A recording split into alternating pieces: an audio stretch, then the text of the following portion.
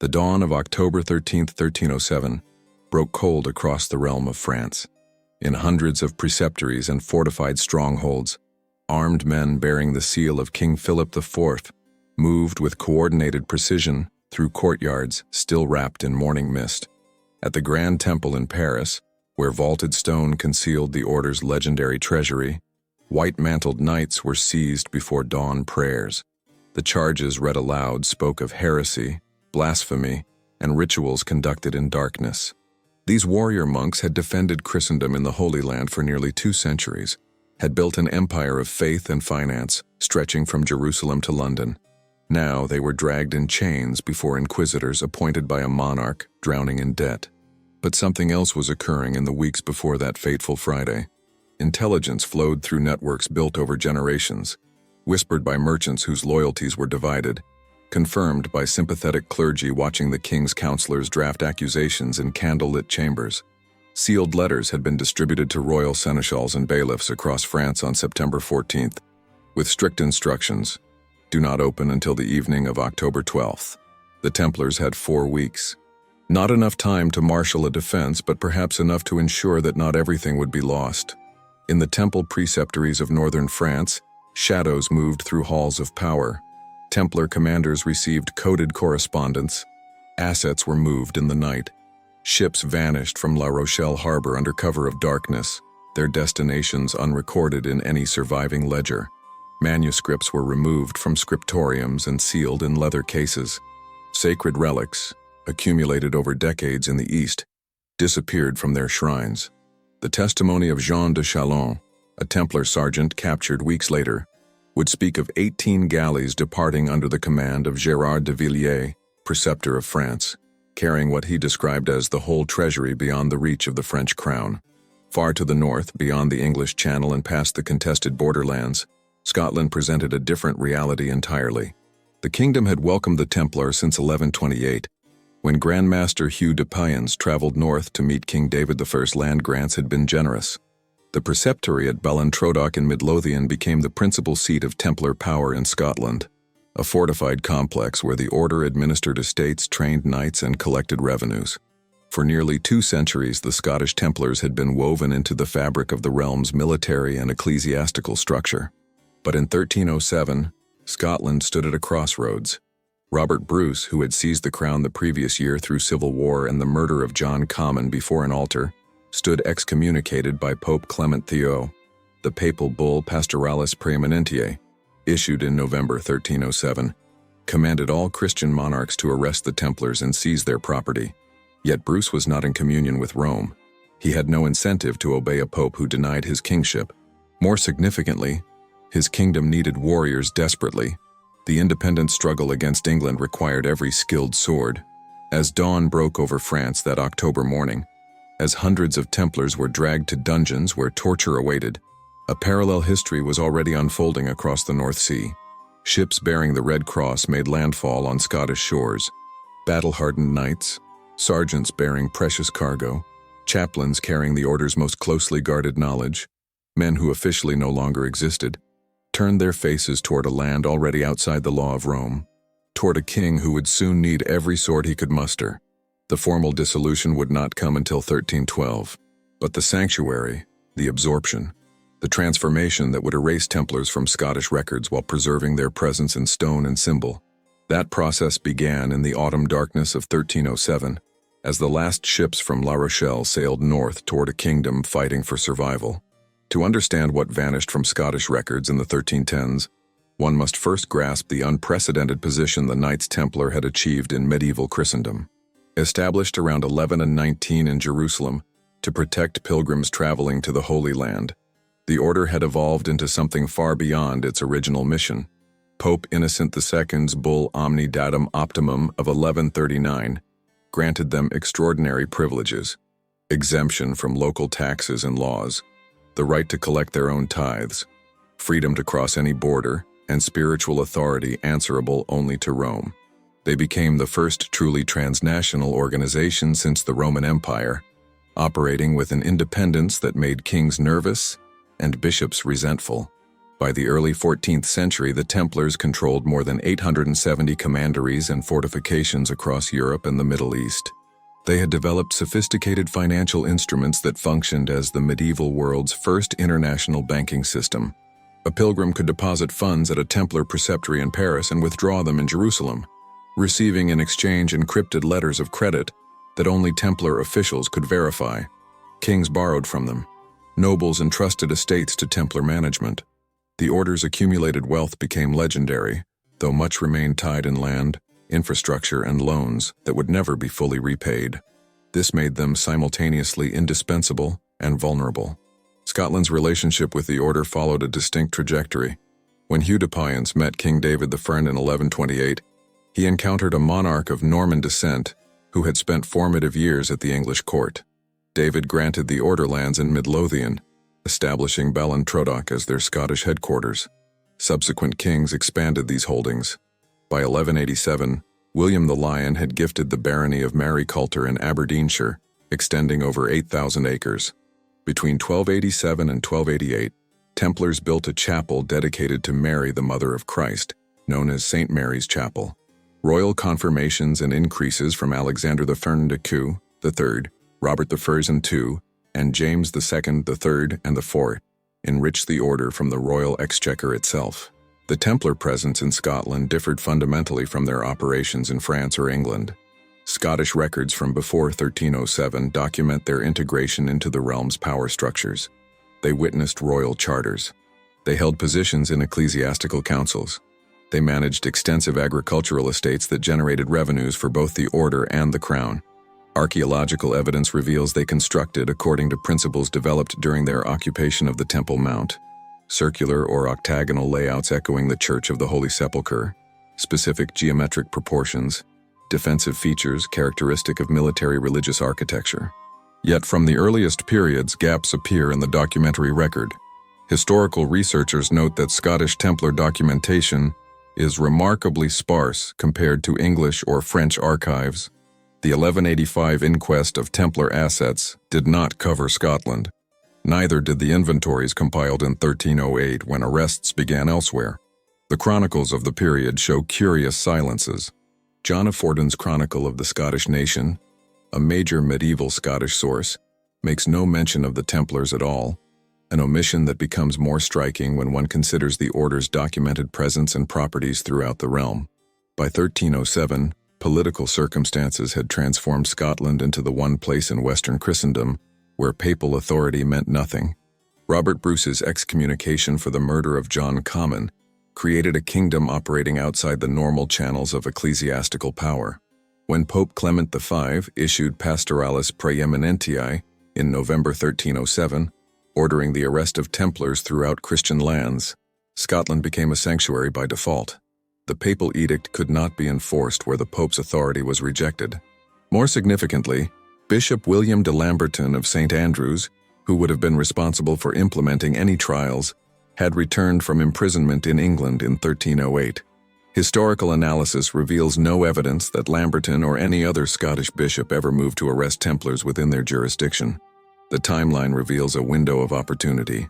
Between September 1307, when Philip IV sealed his arrest warrants, and March 1312, when Pope Clement formally dissolved the order, Scotland existed in a state of excommunication that paradoxically made it the safest refuge for fleeing Templars. Robert Bruce needed experienced warriors. The Templars needed protection. The convergence of these needs would reshape Scottish military capability, while simultaneously creating one of medieval history's most profound documentary silences. What happened during those crucial years would be systematically erased from official records, but the erasure itself would leave traces that modern forensic history is only beginning to decode. In 2016, during routine maintenance of a churchyard wall at Temple in Midlothian, the site once known as Ballintrodoch, principal seat of the Knights Templar in Scotland, construction workers uncovered 2 carved stone slabs buried in the foundations. The discovery triggered an immediate archaeological response. Temple, a village whose very name commemorates its Templar origins, had long been associated with the order, but physical evidence from the crucial period between 1307 and 1320 had proven frustratingly scarce. The stones displayed characteristics consistent with 12th or 13th century funerary monuments. Their incorporation into a later wall suggested they had been repurposed, removed from their original contexts, their inscriptions deemed either irrelevant or too sensitive to remain visible. Archaeological recording was undertaken by teams from Edinburgh, documenting the stone's dimensions, carving techniques, and iconographic elements before they were removed for conservation. Preliminary examination revealed details that would not have been visible to casual observers. Subtle variations in carving style suggesting multiple craftsmen, weathering patterns indicating the stones had stood exposed for decades before burial, and traces of pigment that hinted at original coloration now lost to time. The discovery was not isolated. In 2020, another breakthrough emerged from Dumfriesshire. 2 church bells that had hung in their tower for 900 years were conclusively identified as having been sponsored by a 12th century knight. The identification came after protracted investigation involving forensic archaeology and detailed paleographic analysis. Victorian-era misinterpretation had obscured the bells' origins, attributing them to later periods and misreading the Latin inscriptions cast into their bronze surfaces. Modern imaging techniques, combined with comparative analysis of bell-founding practices in medieval Scotland and France, revealed that the bells had originally hung over a convent at Sacro Nemore, Holy Wood, an establishment with documented connections to early Templar presence in southwestern Scotland. The knight who commissioned them was not merely a patron but a member of the order itself, his identity encoded in heraldic symbols that had been overlooked for centuries. At Kilmartin in Argyll, another layer of mystery revealed itself through carved grave slabs preserved in the parish church and adjacent graveyard. The collection includes stones dating from approximately 1300 onward, a period precisely coinciding with the Templar suppression. Among these monuments are several displaying no names, no heraldic devices, no family affiliations. Only the incised impression of a life-sized straight sword marks each stone. This stark anonymity stands in sharp contrast to typical medieval funerary practices, where identity, lineage, and achievements were proclaimed for eternity. The sword-marked graves speak of men who chose, or were forced, to die without acknowledgement. Archaeological analysis of the carving techniques suggests skilled masons familiar with military iconography created these stones. The swords themselves are depicted with specific details, crossguards, pommels, blade shapes, that correspond to weapons used by military orders in the early 14th century. One slab displays a sword with a scallop shell-shaped pommel, a symbol associated with pilgrimage and the crusading orders, particularly the Templars who had fought in the Holy Land. Carbon dating and stratigraphic analysis of burial sites associated with these stones indicate interments occurring in the decades immediately following 1307. Excavations conducted under license from Historic Environment Scotland revealed burial orientations and grave goods suggesting military individuals of significant status. Yet none appear in the documentary record. No wills, no charters of land transfer, no entries in burgh records. They were buried with honor, but without official recognition. Ghosts in the historical record, their identities erased or concealed. This pattern repeats across Scotland wherever Templar presence is suspected. At Rosslyn, at Mary Coulter, at sites throughout Midlothian and the borders. Physical evidence confirms a continued military presence with Templar characteristics, while documentary sources fall conspicuously silent. Modern archaeological science has provided tools to interrogate these silences. Ground-penetrating radar surveys at former Templar preceptories have revealed building foundations that do not match later architectural phases, suggesting construction episodes that went unrecorded. Radiocarbon dating of timbers and organic materials from these structures consistently returns dates in the early 14th century, precisely when the order was officially extinct. The modern discovery is not merely of objects, but of a pattern of concealment spanning centuries. Reconstructing the timeline of Templar presence in Scotland between 1307 and 1320 requires assembling fragments from sources never meant to connect. The process begins with what is definitively established. Hugh de Payens traveled to Scotland and met King David I in 1128. This visit is documented in multiple independent sources, including church records and royal charters. David granted the order lands in Midlothian, establishing Ballintrodoc as their Scottish headquarters. Between 1128 and 1307, Templar presence expanded across southern and eastern Scotland, with documented holdings in at least 9 counties. They administered estates, collected rents, recruited members, and participated in military and ecclesiastical affairs. This much is certain. What happened after October 1307 is where the documentary record fractures. In England, Templar arrests began in January 1308, months after the initial French roundup. The English crown was more reluctant than Philip IV to move against the order, and proceedings were less brutal. Many English Templars were eventually pensioned or transferred to other religious houses. In Scotland, however, there is no evidence of arrests. King Robert Bruce, who had secured his throne through civil war and murder, stood excommunicated by Pope Clement V. The papal bull Pastoralis Praeeminentiae of November 1307 commanded all Christian monarchs to arrest Templars and seize property, but Robert had no incentive to obey. Historical analysis suggests Bruce viewed the Templar crisis as opportunity. His kingdom needed warriors. The Templars were experienced soldiers trained in tactics developed during centuries of warfare in the East, skilled in mounted combat, siege warfare, and military organization. If they sought refuge, Scotland could offer it in exchange for service. The documentary silence that follows is profound. Between 1307 and 1314, Scottish records mention Templars only in the context of property transfers to the Hospitallers. Individual Templars disappear from charters, witness lists, and legal documents where they had previously appeared regularly. At first examination, this suggests they left Scotland or died, but archaeological evidence tells a different story. The grave slabs at Kilmartin, the carved stones at Temple, the architectural modifications to churches and fortifications across southern Scotland, all date to this period. Statistical analysis conducted by modern historians suggests that at least 29 to 48 Templar knights and sergeants reached Scotland between 1307 and 1314. This calculation is based on comparisons between the number of Templars known to have been in France before arrests, the number captured, and the capacity of ships known to have left La Rochelle and other ports in the crucial weeks before October 13th.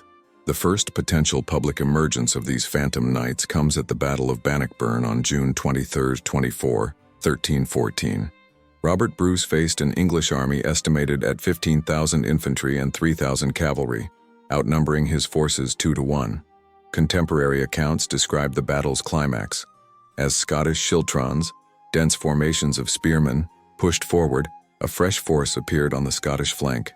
English chroniclers described them as a host of men whose sudden arrival caused panic among English cavalry. Scottish sources are more circumspect, referring to them simply as reserves or camp followers. But legend, persistent and widespread in Scotland, identifies them as Templars, knights wearing white mantles and red crosses of their suppressed order, appearing at the decisive moment, their charge breaking English formation and turning near defeat into stunning victory. No contemporary chronicle explicitly confirms this. None definitively refutes it either. The identity of the flanking force remains one of battle's enduring mysteries. What is documented is the aftermath. Robert Bruce rewarded supporters with lands and titles. Among beneficiaries were families, the Sinclairs, the Seatons, the Stuarts, known to have had connections to the Templar order before its suppression. Rosslyn Chapel, built in the 15th century by William Sinclair, is adorned with carvings scholars have linked to Templar and Masonic symbolism, suggesting continuity of tradition. The question is how much reflects actual Templar involvement and how much is later mythologizing. Modern historians debate whether Templars fought at Bannockburn, but there is broader consensus that Templar refugees reached Scotland, that Robert Bruce protected them, and that they were integrated into Scottish military structures under different identities. The challenge lies in tracing this integration through sources designed to obscure it, a timeline written in absences, contradictions, and symbols carved into stone by men who could not afford to be remembered by name. The systematic erasure of Scottish Templars from history was not accidental, but the result of deliberate acts by multiple parties with overlapping motives. When scholars attempt to trace the order's presence in Scotland between 1307 and the mid-14th century, they encounter not merely an absence of documentation, but evidence of active suppression. Monastic cartularies, registers in which religious houses recorded property transactions, legal agreements, and significant events display suspicious discontinuities. At several Scottish abbeys with known Templar connections, including Melrose and Holyrood, folios covering the years 1307 to 1320 are missing. The pages were not lost to age or decay. They were cut from the bindings with deliberate precision. In some cases, stub edges remain visible, showing where parchment was removed. These gaps correspond exactly to the period when Templar refugees would have been most active in Scotland. Royal records present similar anomalies. The Scottish Exchequer rolls, which documented crown revenues and expenditures, are notably incomplete for the reign of Robert Bruce.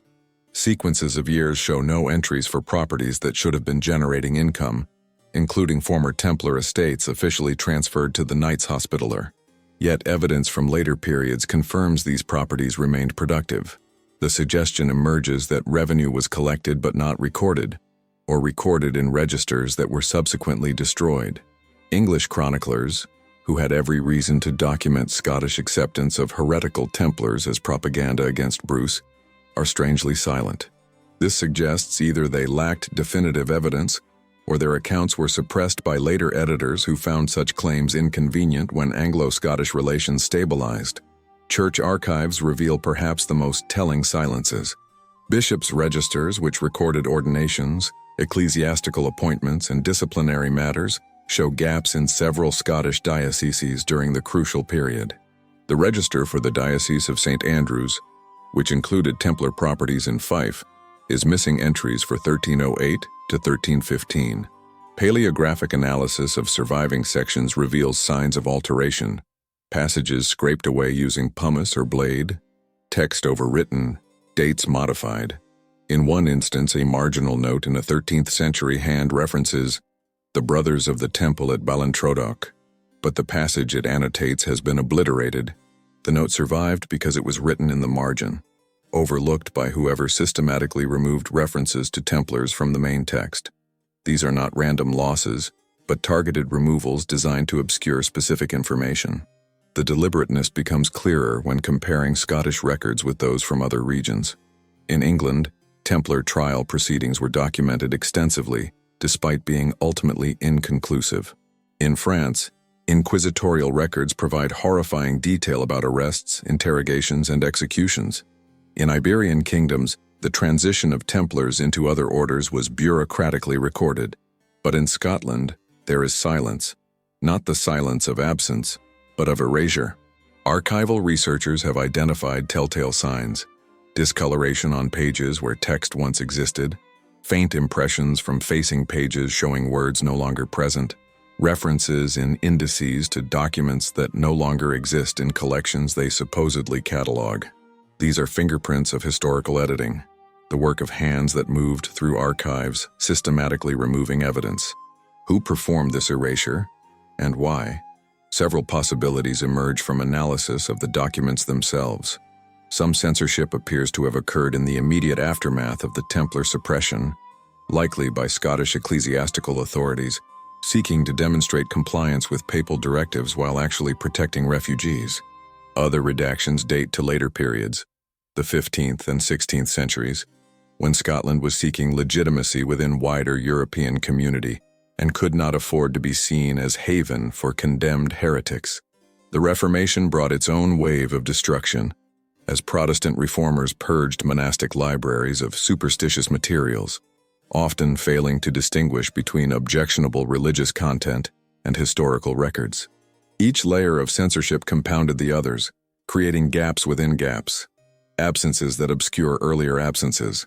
What remains is a documentary landscape full of shadows, where what is not said speaks louder than what is recorded. The silence between the lines tells its own story, that something happened in Scotland between 1307 and 1350 involving the Knights Templar, something significant enough that multiple generations of record keepers felt compelled to conceal it, and something that left traces despite their best efforts, traces that modern archaeology and forensic historiography are only now beginning to decode. The fragmented nature of Templar records across different regions reveals not a single suppression narrative, but multiple parallel histories that cannot be reconciled without acknowledging deliberate alteration. French sources, dominated by inquisitorial proceedings, portrayed Templars as defeated heretics whose order was righteously destroyed. English chronicles present them more sympathetically, as victims of French aggression whose English properties were unjustly seized. Scottish sources, or rather the conspicuous absence of substantial Scottish sources, suggest something else entirely. The Templars disappeared not through destruction, but through absorption. Mapping these divergent accounts geographically reveals patterns that illuminate what official histories obscure. In France, the density of Templar commanderies and thoroughness of Philip IV's persecution created extensive documentation. Modern historians have compiled databases of arrest records, trial testimonies, and property seizures covering hundreds of individual Templars. Yet even in France, anomalies appear.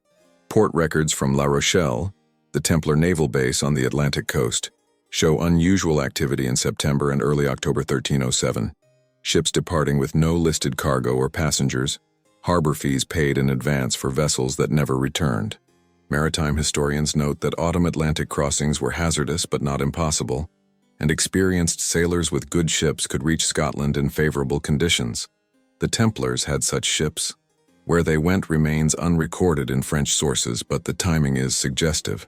English records document arrests in early 1308, but also note that Scotland was excluded from proceedings. A letter from King Edward II to his sheriffs, preserved in the National Archives, orders seizure of Templar properties in our realm, explicitly noting that properties in Scotland were beyond his authority, since Robert Bruce controlled that kingdom. English chroniclers like Walter of Gisborough mention rumors that Templars fled to Scotland but provide no details, perhaps because they had none, or perhaps because acknowledging a Templar refuge in Scotland would grant legitimacy to Bruce's rebellious regime. English accounts thus preserve a negative space, an acknowledgement that something happened beyond their borders that they could not or would not describe. Scottish sources present the greatest challenge because they are the most thoroughly redacted.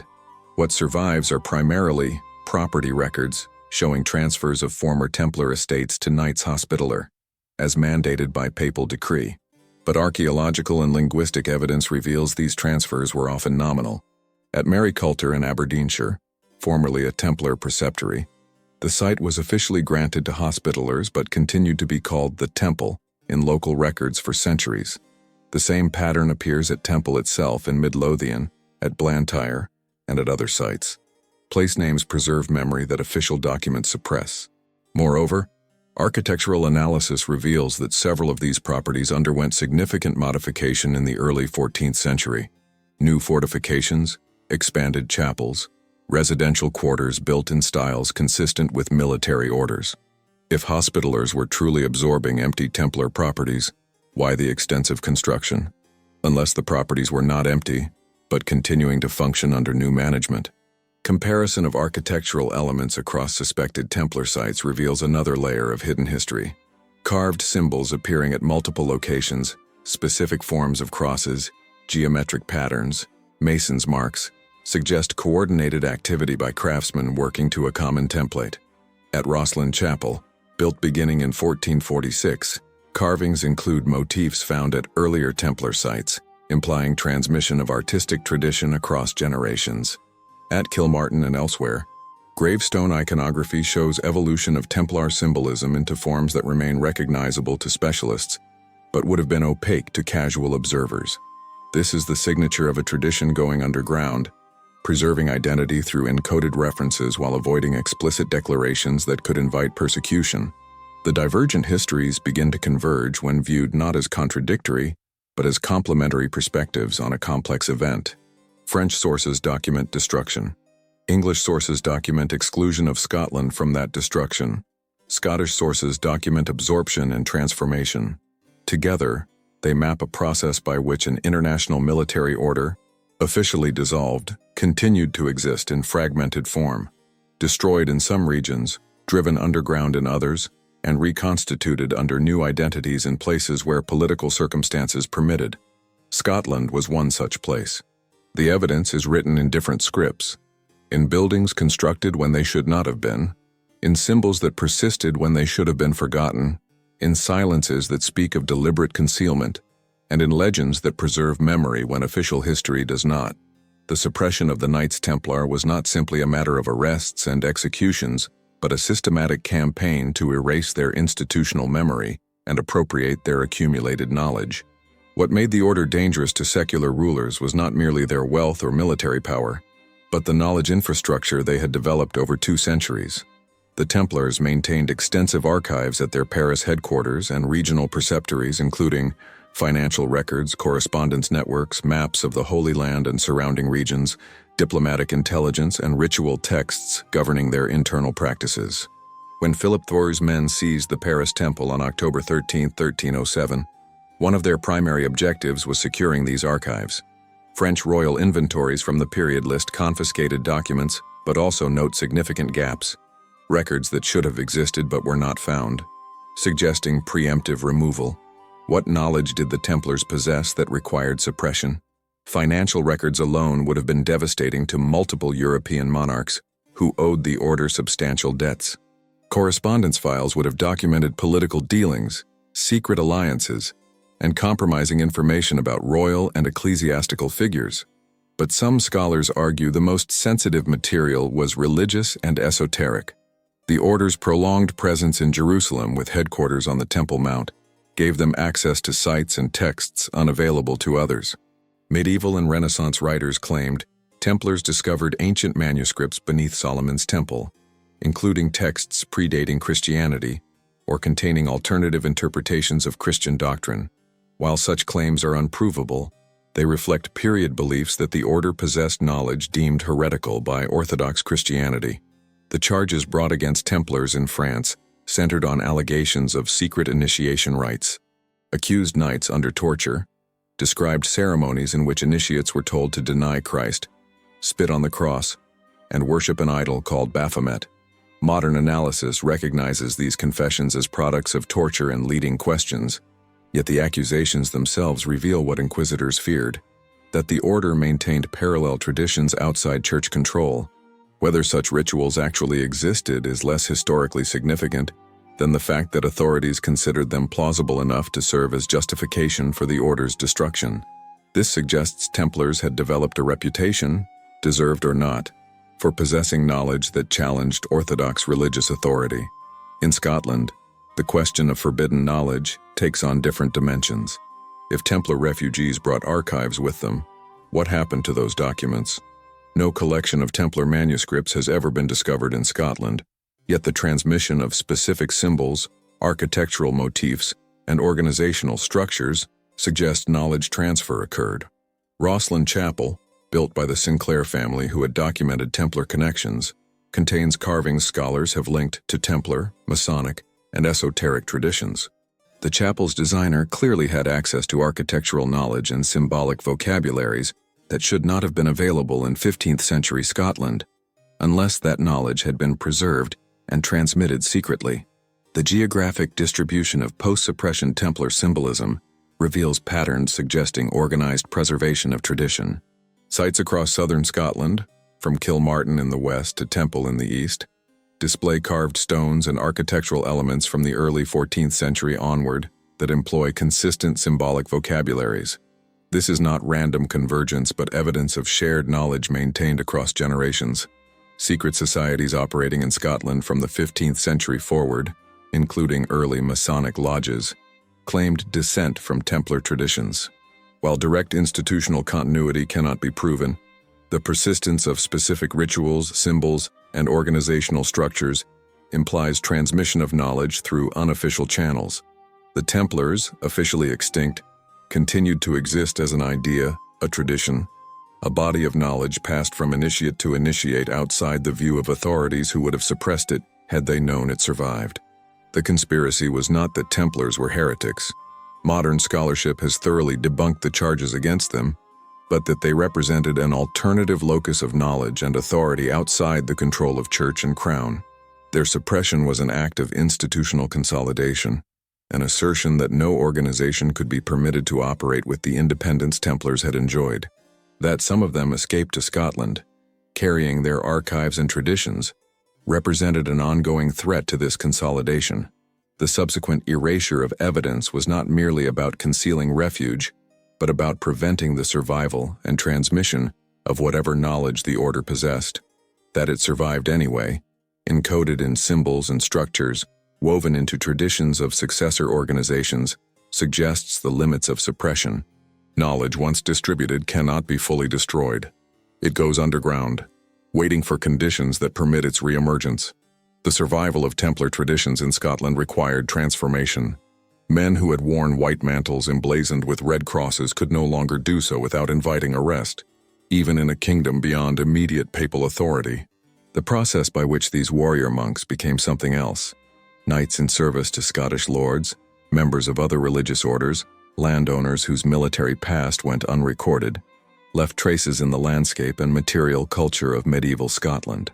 Tracking these traces requires following not names but patterns, architectural styles, burial practices, symbolic vocabularies, and institutional structures that should not have appeared when and where they did unless knowledge was being transmitted from a suppressed source. The geographic distribution of suspected Templar absorption sites reveals a network aligned with Scotland's power centers and defensive needs. Robert Bruce's power base lay in southwestern Scotland, Carrick, Annandale, Galloway, regions where Templar properties had existed before 1307. The Battle of Bannockburn was fought near Stirling, controlling the gateway to the Highlands.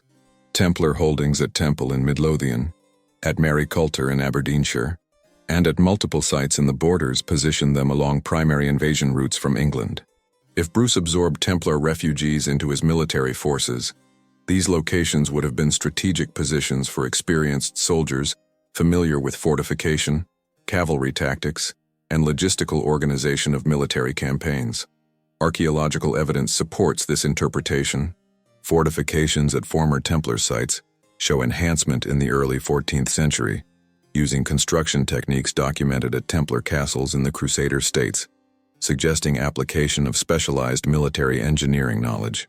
Maritime connections provide another thread. The Templars had maintained a fleet based at La Rochelle, and records indicate ships disappeared from that port in weeks before October 1307 arrests.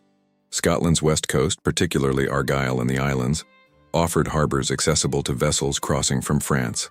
Kilmartin, with its collection of enigmatic grave slabs, lies in a region dominated by maritime culture, where Norse, Irish, and Scottish influences overlapped.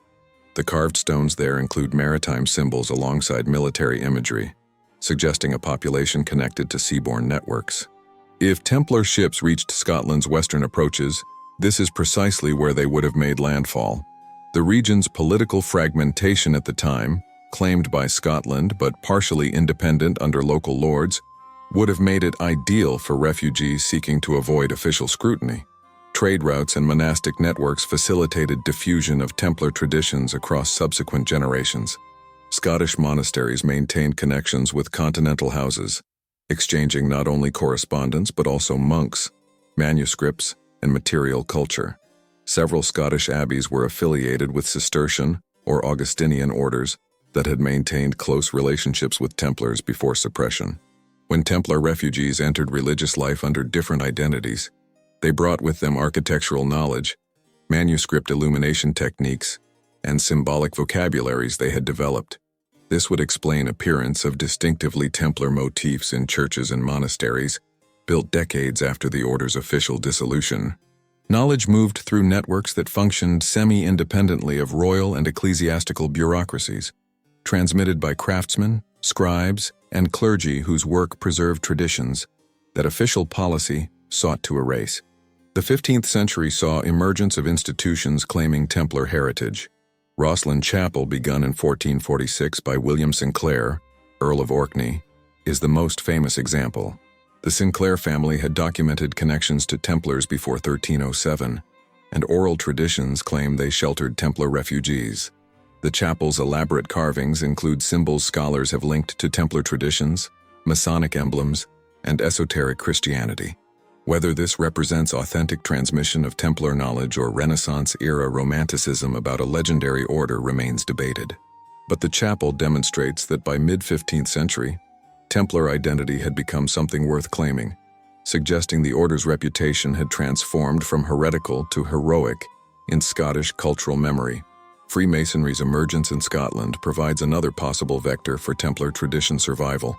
The earliest documented Masonic lodges appeared in Scotland in late 16th and early 17th centuries, but Masonic historians argue their traditions are older. Several Scottish lodges claimed Templar descent, and some rituals incorporated narratives about the order's suppression and secret survival. While direct institutional continuity from Templars to Freemasons cannot be proven, symbolic overlap is striking. Both organizations used architectural metaphors, emphasized moral instruction through allegorical ritual, maintained hierarchical degrees of initiation, and employed symbols, the square, compass, and temple, common to both traditions. If Templar knowledge survived in Scotland, craft guilds and proto-Masonic organizations would have been logical repositories, operating semi-publicly, but with internal traditions kept from outsiders. The breakthrough in understanding the Scottish Templar phenomenon came not from a single dramatic discovery, but from cumulative weight of evidence assembled through modern interdisciplinary collaboration. For centuries, scattered references to Templars in Scottish legends, architectural anomalies at sites like Rosslyn Chapel, and enigmatic grave slabs at Kilmartin were treated as isolated curiosities or dismissed as romantic mythology. The turning point came when researchers began applying methodologies from forensic archaeology, statistical analysis, and comparative symbolism to interrogate gaps in the historical record as rigorously as the documents themselves. Statistical analysis proved particularly revelatory. By compiling comprehensive databases of Templar personnel documented in French, English, and Scottish records before 1307, and comparing these with arrest records, execution records, and transfers to other orders, researchers identified a significant demographic anomaly. At least 335 Templars who should have been captured in initial French arrests are unaccounted for in subsequent records. They did not appear in trials, were not pensioned off, did not transfer to hospitallers, and left no death records. Statistical modeling of escape routes, based on known Templar holdings, maritime capabilities, and geography of regions where persecution was less intense, identified Scotland as one of the most probable destinations. Further analysis of military demographics required for Battle of Bannockburn, particularly appearance of trained cavalry capable of executing decisive flank charge, suggested that incorporating 29 to 48 experienced Templar knights and sergeants would have been strategically significant. The numbers aligned too precisely to be coincidental. Archaeological excavation provided physical corroboration. At Temple in Midlothian, ground-penetrating radar surveys conducted in recent years revealed building foundations beneath and around existing church that predate documented hospitaller occupation, but postdate original Templar preceptory. Radiocarbon dating of organic materials from these structures returned dates between 1310 and 1340, precisely the period when official records claim no Templar activity occurred. The architectural layout matches design principles documented at Templar commanderies in France and Holy Land, including specific orientations, proportional relationships between structures, and defensive features characteristic of military religious architecture. These were not local builders copying generic monastic layouts, but professionals applying specialized knowledge of Templar architectural tradition. Linguistic and symbolic evidence provided the final piece. Paleographers examining carved stones at Kilmartin and elsewhere identified specific letter forms and symbolic elements that can be traced to Templar contexts.